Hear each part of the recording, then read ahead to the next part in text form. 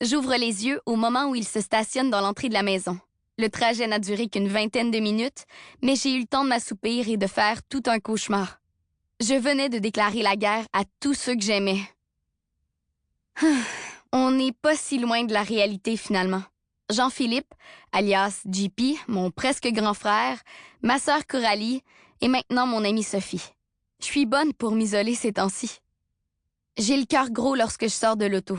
Mon papa, homme incroyable qu'il est, même si je me permets de rire de lui et de le trouver fatigant de temps en temps, passe son bras autour de mes épaules et me guide tranquillement vers la porte d'entrée.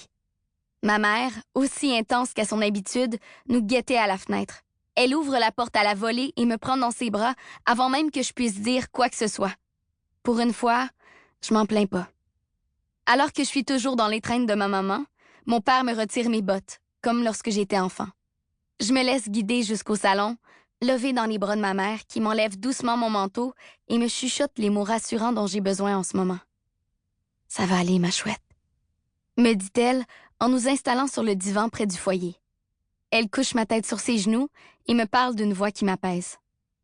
Je ne sais pas ce qui s'est passé avec ta sœur, mais on va avoir une grosse discussion avec elle dès demain matin. L'important, c'est que tu n'es pas blessée et que tout va bien. Elle peut être tellement méchante des fois, dis-je en soupirant. Pas besoin de tout nous raconter ce soir. On s'en reparlera demain, OK? Me répond ma maman en passant sa main dans mes cheveux. J'ai plus envie de parler d'elle. De toute façon, elle me déteste et pense que je suis juste une petite conne. À côté d'elle, c'est vrai que je suis totalement nulle. Elle est toujours tellement parfaite. Maya Filion, il est hors de question que je te laisse parler de toi-même comme ça, s'insurge mon père. C'est pas moi qui l'ai dit. Mon père et ma mère prennent tous les deux leur air de « ça va chauffer ». Pardon, c'est encore plus inacceptable si ces paroles sont venues de ta sœur. On est plus que mûrs pour avoir une conversation avec notre plus vieille. Ce n'est pas comme ça qu'on vous a élevés. Bon, j'avoue que j'ai omis de leur dire que moi aussi, j'avais été bête et méchante, mais pour être honnête, j'ai juste dit ce que j'avais sur le cœur.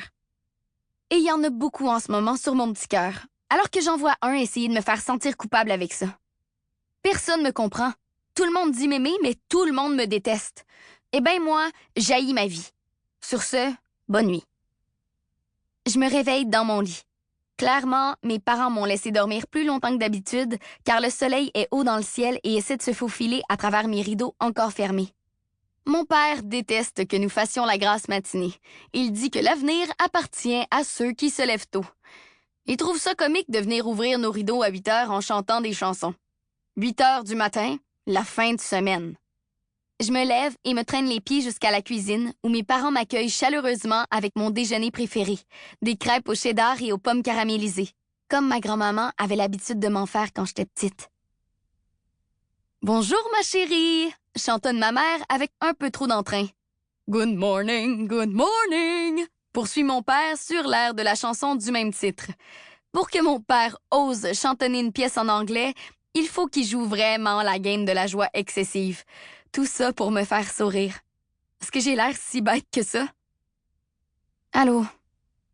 J'avoue que ma réponse ne pouvait pas être plus push que ça. À côté d'eux, j'ai l'air du clown triste dans un cirque, avec des singes qui font des galipettes. Une chance que je mets pas encore de mascara. Sinon, après avoir autant pleuré, j'aurais le maquillage de la clownette déprimée. « As-tu bien dormi, ma chérie? » me demande ma maman. « On t'a laissé faire la grasse matinée, ma choupinette. Ne manque pas de me faire remarquer mon père. On s'est dit que tu le méritais bien, en cette fin de semaine de relâche. » Ouf. Bon. Qui veut des crêpes pommes fromage? Enchaîne mon père en faisant mine de ne pas avoir entendu ma réponse platounette. Moi! S'exclame ma mère. Et hop, une crêpe pour maman, annonce-t-il en faisant glisser une première assiette sur le comptoir. Pour continuer à écouter ce livre audio gratuitement, cliquez sur le lien dans la description et vous pourrez l'écouter en entier sans frais grâce à l'essai de 30 jours d'Audible.